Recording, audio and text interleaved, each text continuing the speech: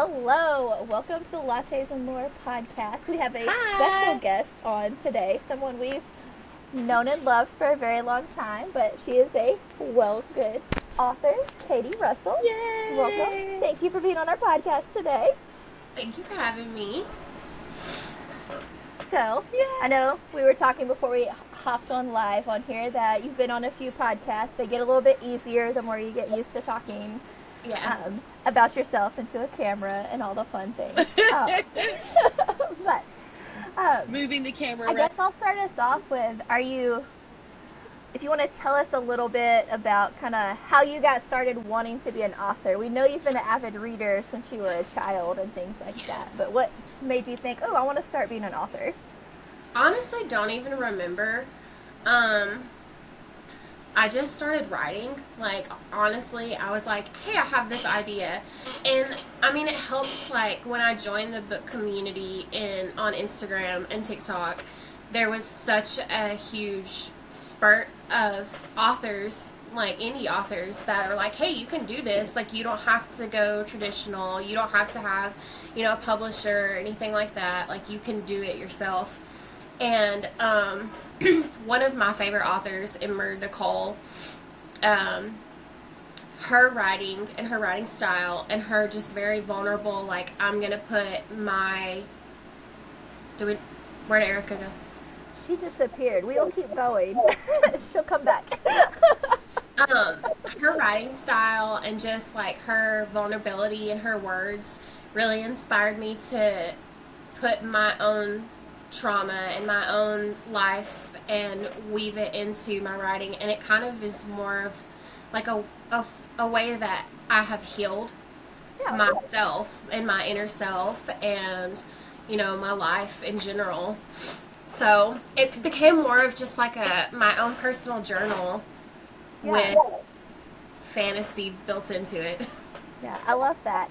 I honestly didn't realize indie author was a thing until you started your writing journey because I had never thought that much about it. I guess I just pick up a book and read it. Like, if it has dragons in it, it has magic, okay. Like, I never thought much. And then you're like, oh, yeah, I'm doing it indie. I was like, oh, I didn't realize you could self-publish Yeah, or anything. I didn't So have a clue. Hey, I didn't know. I mean, thankfully, I had already joined a Discord community full of authors and a group of women that did a podcast as well.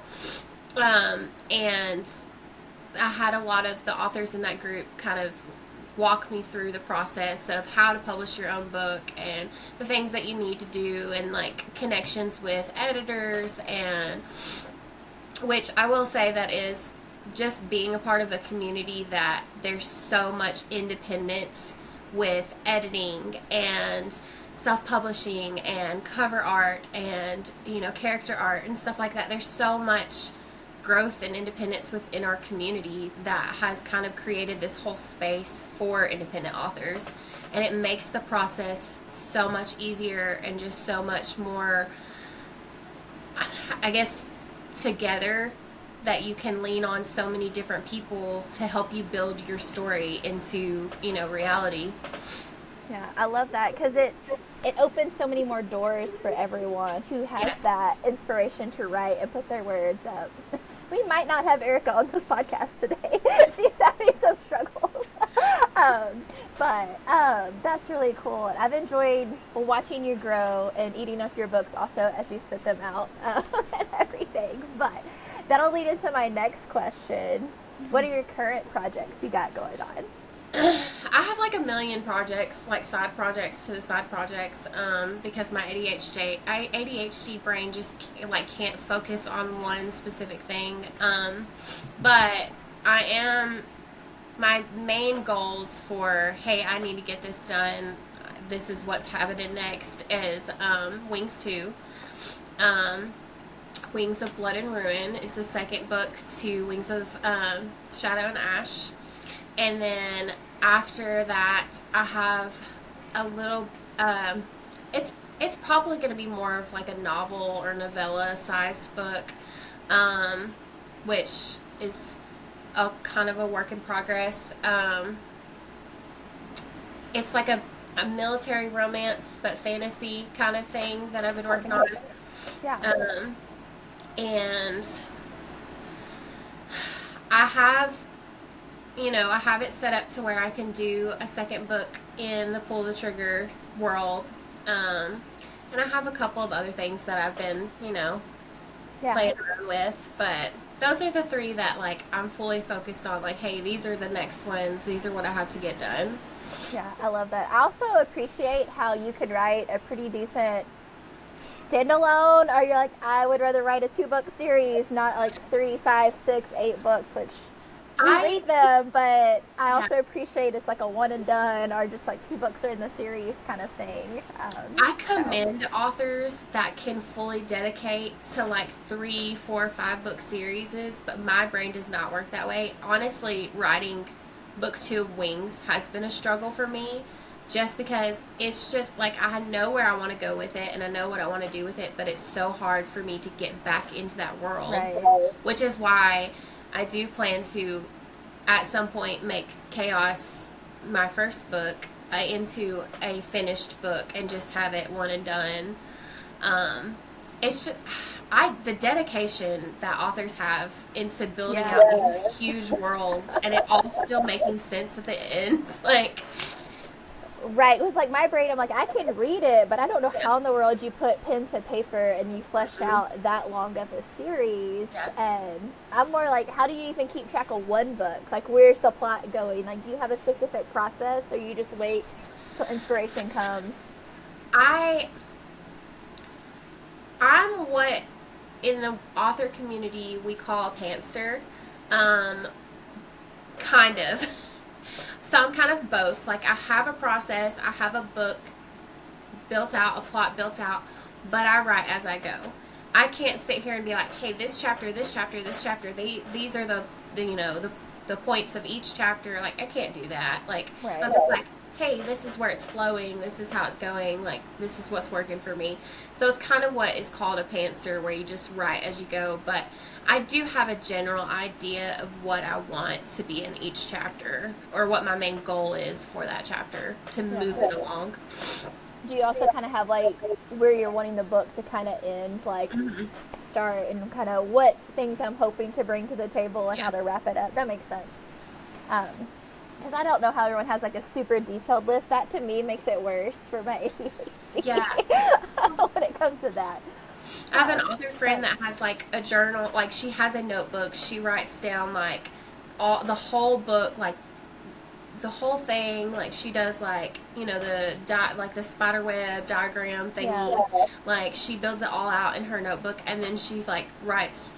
This is what, like, she'll do the chapter, write like a short paragraph of what that chapter's about, move to the next chapter, the next chapter. I'm just like, how do you do that? Like, not me.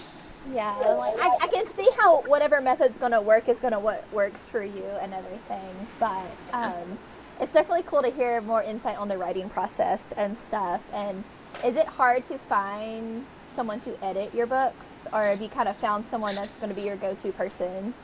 I have had the unfortunate luck of not having a good footing with any editors. The first editor that I had, she was okay, but she, was going through a lot of personal struggles at the time with her family and stuff like that, which that was understandable. The second editor was not a good situation. My third editor is another author friend of mine. She's who edited Pool, Okay. but she's also writing books and getting her master's. So I think I'm gonna try and find someone that I can stick with and be like, hey, you're it. Like this is it. It is such a big community, and there is so many options. But sometimes it's really hard to find the right fit when it Yeah. comes to editing, and especially with so many different writing styles. And hey, I write in this tense with this, like, first person, third person, past tense, present tense. Like, you have to find that right fit, and that's been a little bit of a struggle trying to find an editor. Yeah, I could see that. Is it kind of the same thing for like your cover art and everything? Because I've heard other authors talk about who are doing a multi-book series. All of a sudden, they get to like book 4 or 5, and their person doing the cover art isn't getting back to them or something, so then they have to like find somebody new and things. I actually do all of my cover art myself. So Oh, I haven't ran into that issue. I design all of my covers. If it's got like characters or anything like that on it, I've either drawn them or for Pull, the new cover for Pull the Trigger. One of my friends actually did the characters, and I just did the background and the way it was set up and everything. But so far, I've been solely doing my covers. yeah, that's awesome. Like, go ahead and humble brag about yourself. You know, Yeah, I knew you we did love some of it. the cover art and stuff for Wings of Shadow and Ash, but I didn't realize you were doing all of it. That's Yeah. so awesome. Um, it honestly helps me get into like into the book more. Like if I can get the cover done, like I come up with a book idea, I come up with a plot, and I get the cover done. Like that's the like I do idea, plot, and then I have to get the cover done. I have to see it and visualize Yeah. it before I can start writing, so that I know kind of the vibe of the book. That's So awesome. yeah. Well, while we briefly have Erica back on, I'm gonna let her ask you Hey. some questions just in case she disappears. Hey, we all know that technology has Hi. just been my best friend for like the past 2 weeks now. Um, One thing I want to ask is like how do you find that balance between being an author and being at home? What helps you balance your life? I have no balance. Fair, neither do I. That's why I don't Completely have internet. honest, there's no balance. There's like weeks where the laundry will pile up, the boys will eat frozen meals. I'm in here like writing, I'm in the zone, and like Travis well, my husband will solo parent while I'm trying to write, and and then there's weeks where I'm not in the mindset where I can write, and I kind of play catch up, but like honestly I wish I had more balance, because then I usually get behind on my schoolwork, and like it's chaos all the time. We thrive in chaos No around balance. here. We are, I if mean, it's I feel not like a if little most bit people were chaotic, honest, that's the answer. Is there's no balance. right, right. Um, And at least you cook your kids food. You don't give them right. frozen nuggets. You put them in the oven first. It's fine. I So, mean, it could be worse. yeah. I mean, they do get fed. I think that's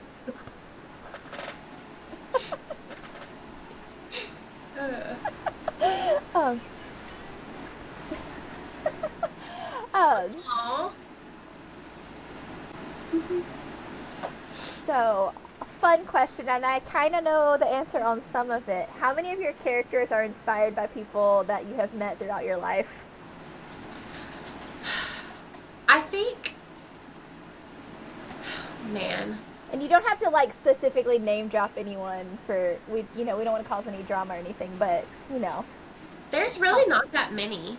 okay.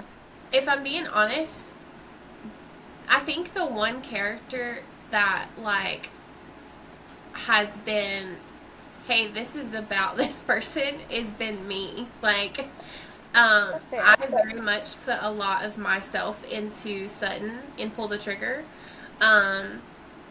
And I didn't realize how much of her I had, or how much of myself I had written into her character, until someone was like, hey, I loved how subtle you were about the very obvious fact that Sutton has BPD. And I was like, oh, she does though. Like, I was like, that makes so much sense. And like she was like, I really love, like, you could tell like she struggles mentally, like she's trying to find herself, and like you can tell like she has BPD or bipolar. And I was like, yeah, she does. And I was like, that's me.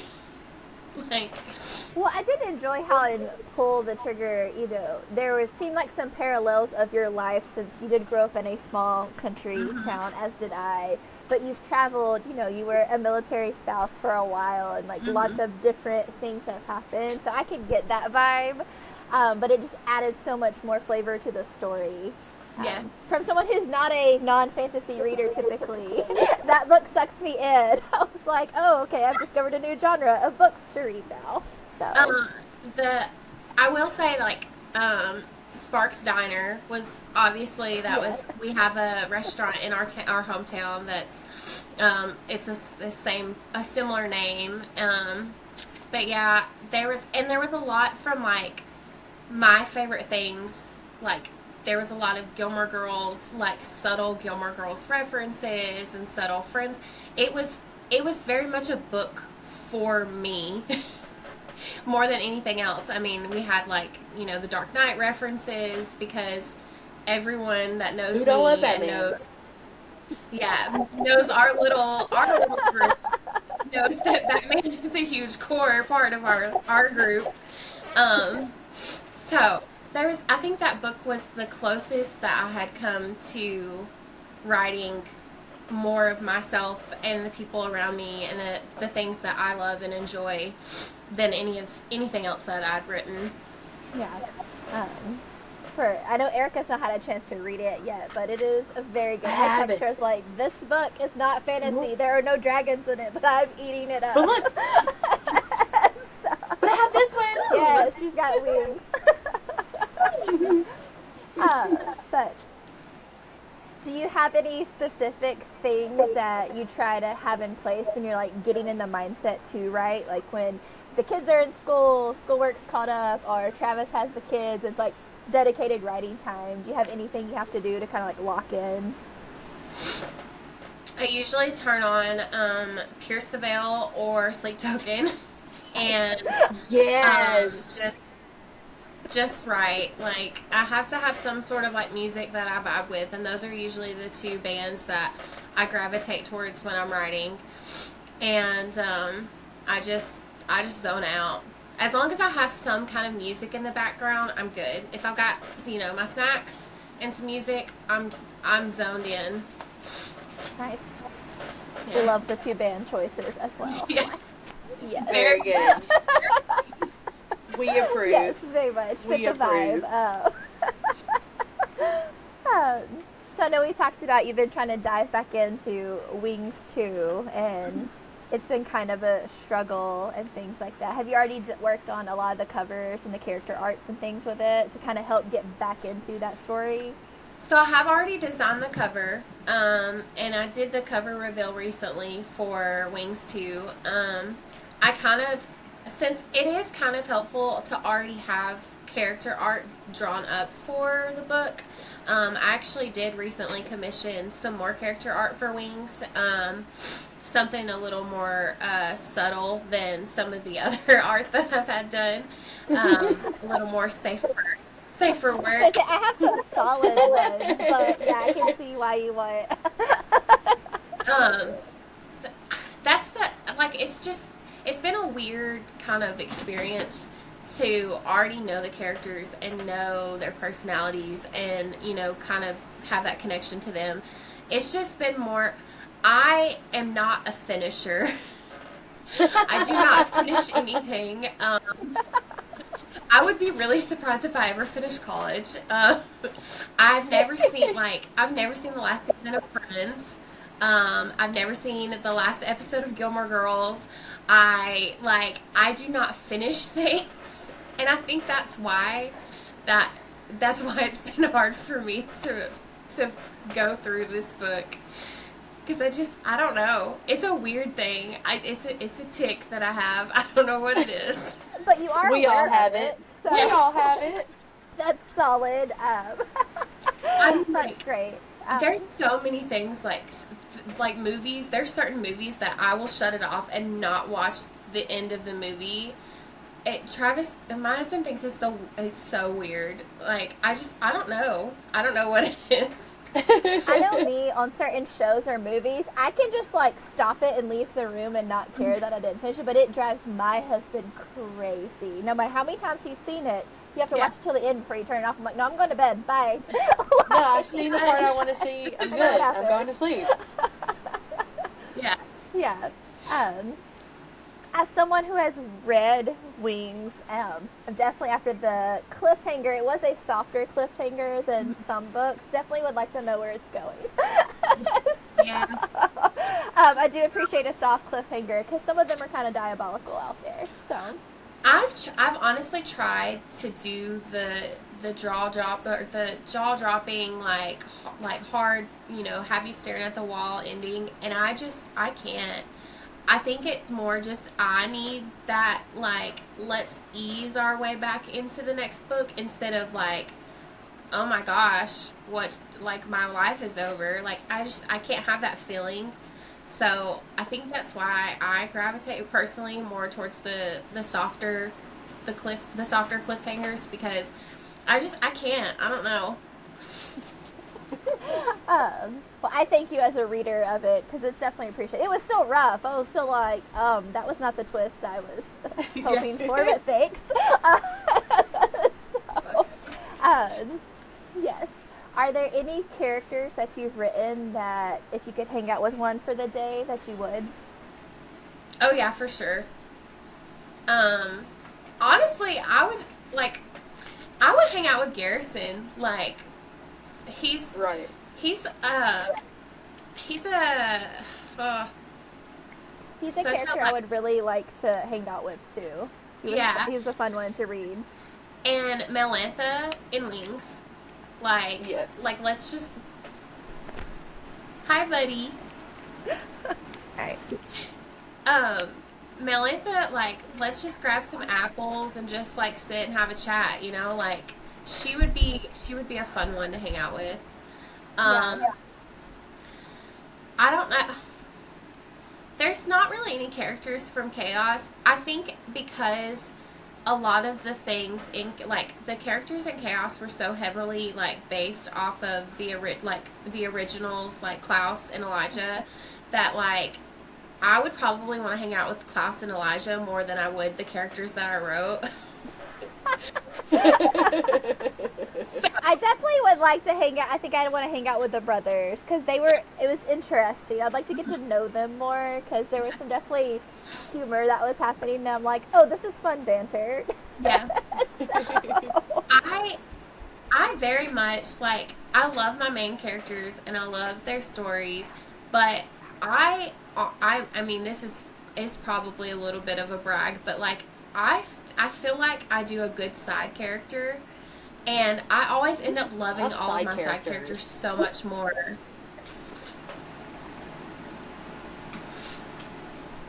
sorry, Well, I'm having an extra guest in here that wasn't supposed to walk in. So, I love but yes, I love a good side character. I love a good side character. Yeah.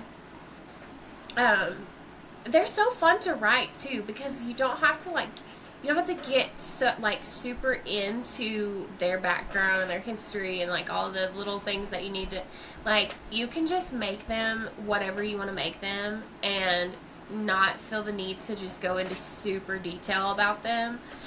But I love my side characters, like, all of them.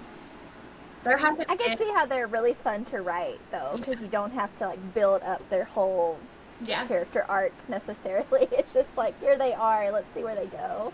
I've actually had readers ask me to, like, write a book specifically about Draven and Oh no. Sophia. Yes. Yeah.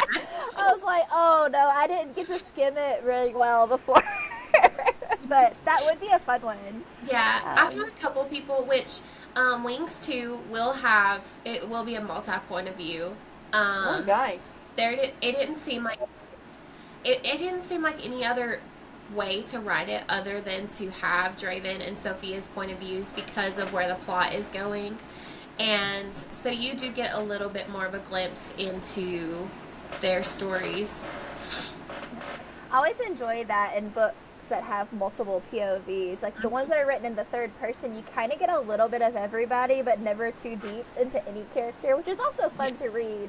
But I like the multiple POV books a whole lot better, personally. I will say, going into the chapters for the multi-point of view, you will know whose chapter that it is, because I can't pull a Sarah J. Maas and not give you the chapter and who it is. I appreciate that because sometimes I'm like, I have to be prepared to leave my character I prefer to hear the other one's story that's like, Because it happens sometimes. Yeah. I love her so much.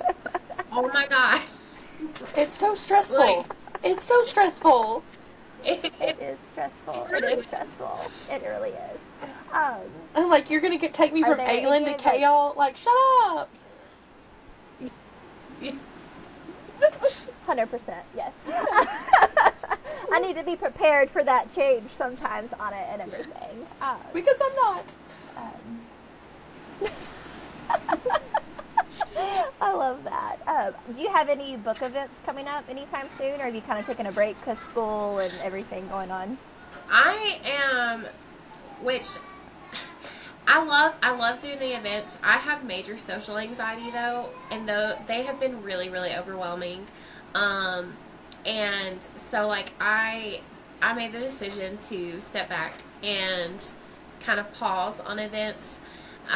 As much as I would love to, be out there, it's also like a huge financial burden for authors because there's so much that we have to pay for it. Like we've got to buy books, we've got to buy stuff for our table, we have to pay for the table. So until I get to the point where I'm like, okay, this isn't gonna just like wipe us out completely for me to go do this thing. Yeah. It'll probably be a while before I do another event. That's fair. And it's also, it really like, it makes writing not fun sometimes because there's such a pressure to, okay, do I need to release another book before this event? Do I need to have this done? Which I actually moved up the release for Pull the Trigger because of the event in Utah so that I would have something else on my table that was a different genre. It's just it's a lot of pressure on authors. I don't understand how so many authors go to all of these events or have the time to even do them, but they're fun and they're a great experience. I've had that experience, and I am more than happy to take a step back and let other authors that have never gotten the chance to go to an event that are more local or, just really want to get into that event, have that table or have that space before I would, be like, hey, I want it. Like, I'm okay with backing off to let other people have that chance. Yeah, that's good to recognize that about yourself, though, that, like, it's more of a burden than it is a help. Yeah. Because as an indie author, you already have to kind of self-market your book anyway. So it kind of forces you to be a presence on social media, even if it's not really your thing and stuff. So, as someone who has an associate's degree in media marketing, I hate marketing. It's fair. Literally hate it. So much. Oh. But, yeah, I was supposed to do Tennessee LitCon, which was this weekend, actually. Or no. It's coming up, because we're going. Yeah, it's coming up. Yeah. I was going to do that event, and it's like 120 authors, and I was like, yeah, there's a lot of people going to be there. And my anxiety went through the roof. And I was like, it's too big of an event for me right now. Yeah, that's fair. We're excited. We're going to it. I've never been to a big book event like that. Like, I've gone to a couple bookstores for book signings for authors that I've known and things like that. And those are fun. Definitely more lower key than what this is sound like it's going to be. Because when I was looking through the authors, I was like, it's going to be a lot. There's only 2 authors on the list I've actually read part of their books. The other ones I'm like, well, we're going to see.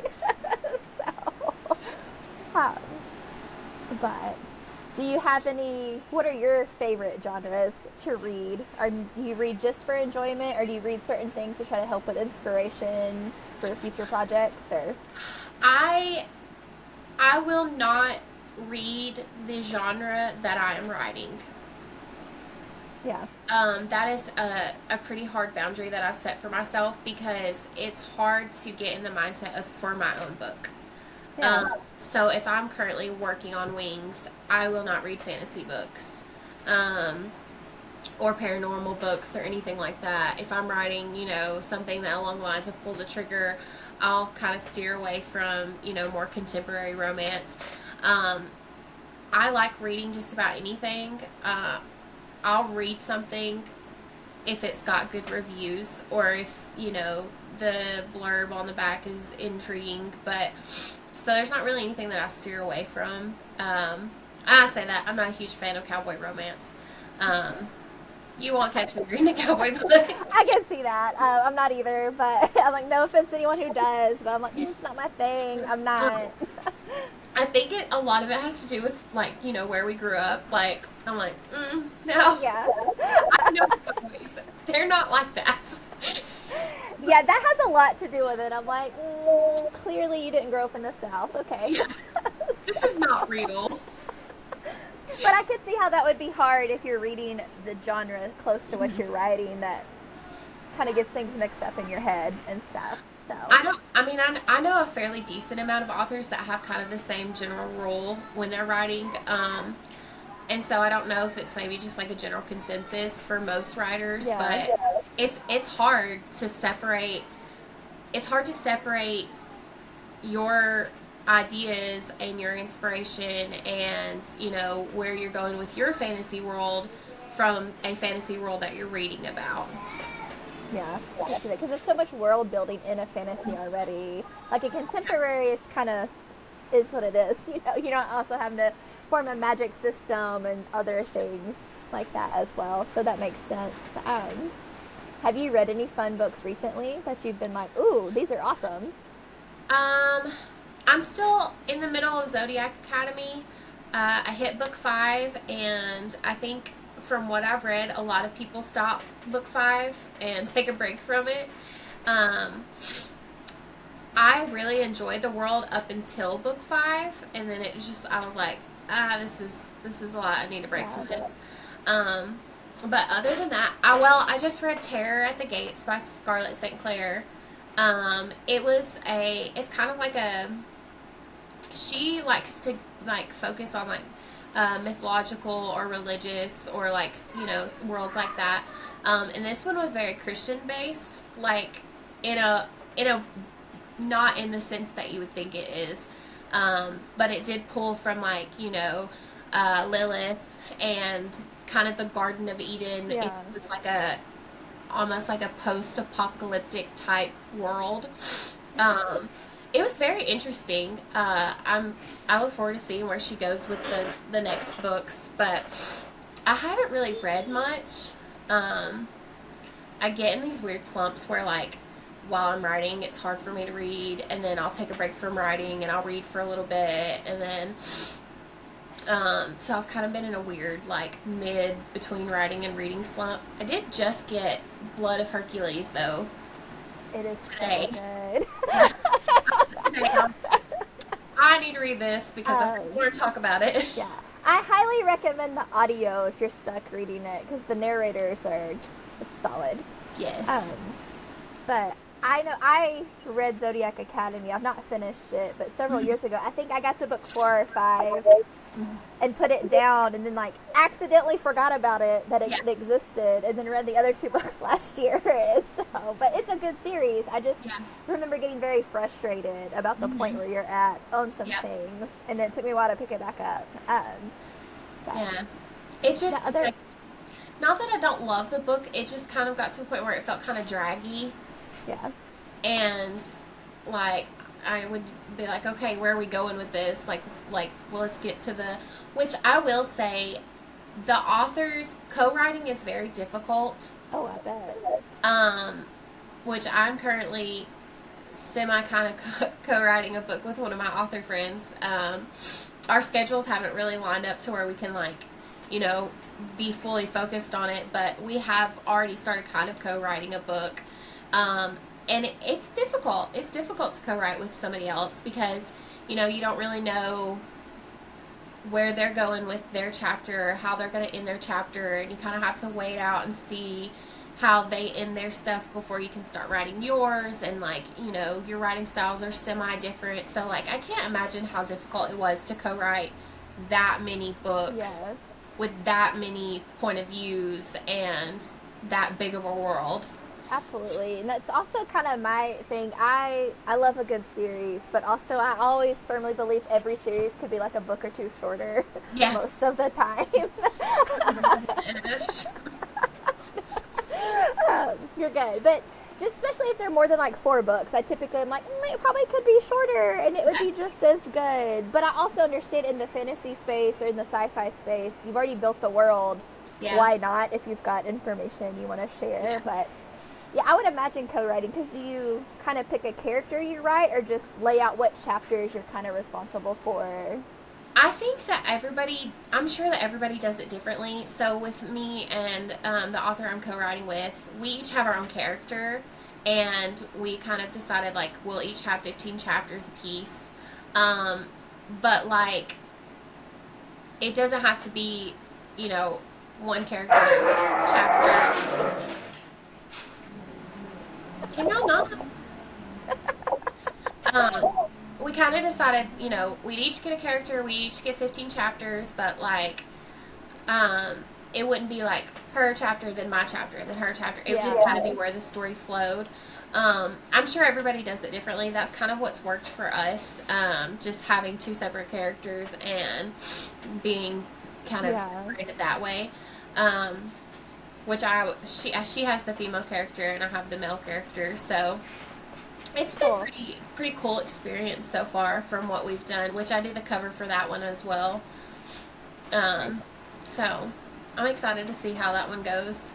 Yeah, that's exciting to see that project, because I'm always curious how that works when people co-write. Do you ever bounce like male character ideas and things off your husband for like a man opinion, or do you just go with it, whatever you think? All the time. Most of the things that I like, Phoenix's bike in Wings, didn't have any clue what the best bike was, or like what would pique guys' interest or anything like that. And so I asked him, I was like, hey, what kind of bike do I need to, like, does he need to have? He has read a couple of like chapters from the male perspective, and he's like, are you writing like me? Like is this is something I would say? And I'm like, I need you to stop. There has been a couple of quotes and stuff too that like he says all the time that I have put in my books.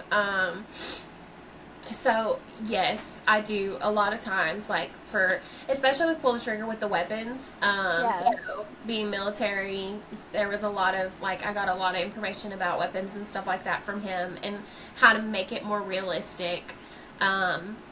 So yeah, absolutely. Because I could think, like, obviously we've all been around male characters, but it's like, I want it to actually sound like a guy would say this and things like that, so it makes sense. But that's cool.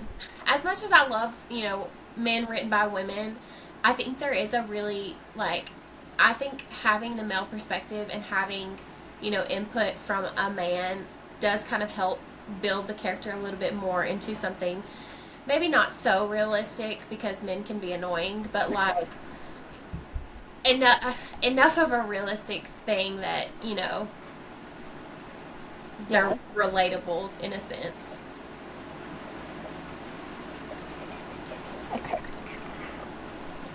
Okay. Sorry. While I put back together a transformer, you want to share where listeners can find you and get a hold of your books and everything? I currently have all of my books on Amazon. I did have them on Barnes & Noble, but I've noticed that there's not a lot of people that go to Barnes & Noble when it comes to indie authors. So right now it's all on Amazon. Gotcha. That was something, because I've always, I'm always torn, because I like to try to support bookstores and Barnes & Noble and less Amazon, but most indie authors, their stuff's on Amazon because it seems like the easiest pathway, or the pathway that makes the most sense. So I'm always kind of like, where is the best place to find indie authors? Unfortunately, Amazon is the easiest route for indie authors. KDP is really seamless. It's very easy, user friendly. Um, Ingram Sparks is similar to KDP, and a lot of authors use that. Independent bookstores will not stock your book unless you go through Ingram Sparks. Okay. I'm not really sure what the reasoning is. I don't know if it's something with KDP or if it's some sort of difference with Ingram Sparks. I haven't really asked. I am trying to get my books on Ingram Sparks so I can have them stocked in a couple of independent bookstores. Because I have had a few independent bookstores reach out and ask if they could stock my books. But it's just so much easier to do it all through KDP, which with audiobooks as well, it's all through, it's through Amazon too, so, which, hopefully sometime, I'm gonna guess probably spring, maybe early summer, Pull the Trigger will be audio. Nice. I know. I think I saw a post that you were working on it, so that's really cool. Because I do notice that's a common thing too. A lot of indie authors, that's not always an option with their books. Because I know it's a process and everything costs money, and it's like, can I afford to pay someone to narrate my book, and like all this stuff. So My jaw was a little bit on the floor when I saw I was like, oh, okay.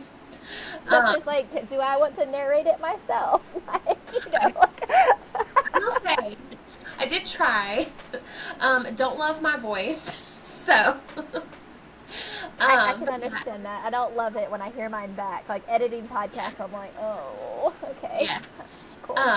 But yeah, I do have, we do finally have a male narrator, Cool. and the female narrator is a good friend of mine. So I'm really excited to see and hear it, because I'm not an audiobook person, so it's going to be a really new experience for me. Yeah. I appreciate audiobooks because it lets me cover a lot more than what I typically would, but also in the fantasy world, I know how to pronounce everything if I've heard it on audiobook. So there's no questions there. I will stick with my in the beginning as I read, Oh yeah, definitely will wing it. I'm like, oh, you have a nickname because I don't know how to say your name. Yeah. Totally fine.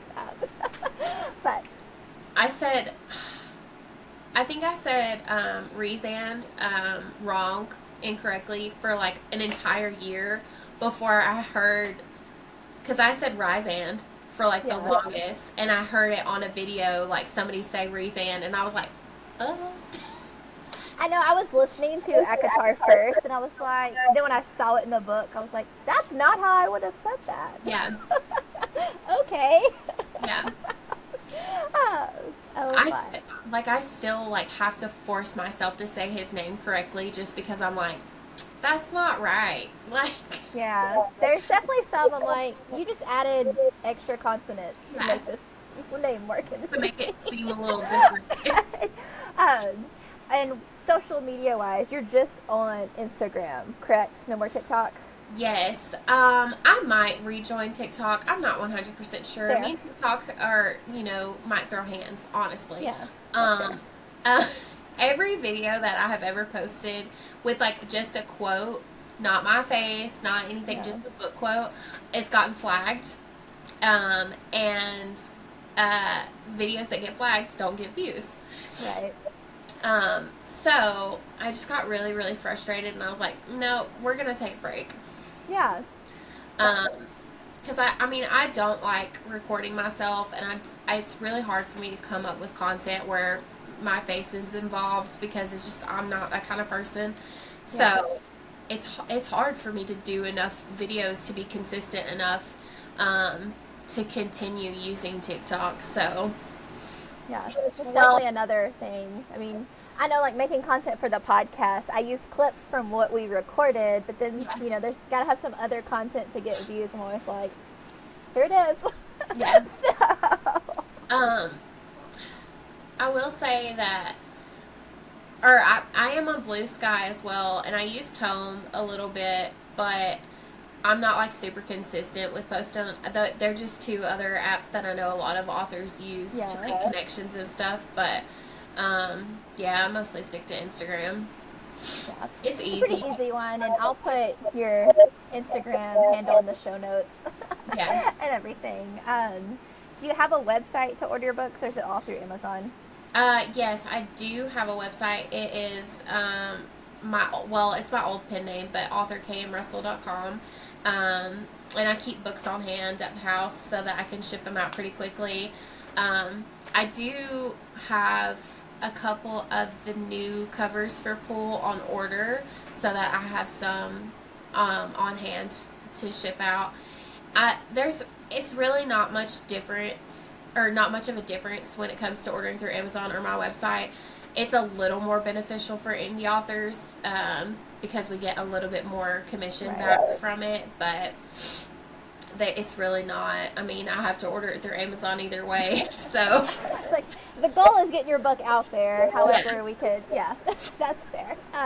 Well, it's been great having you on the podcast. Thank you. Listeners, I'll add the notes where you can find Katie and listen to and read all of her fun books and everything. Thank you. Thank you for having me.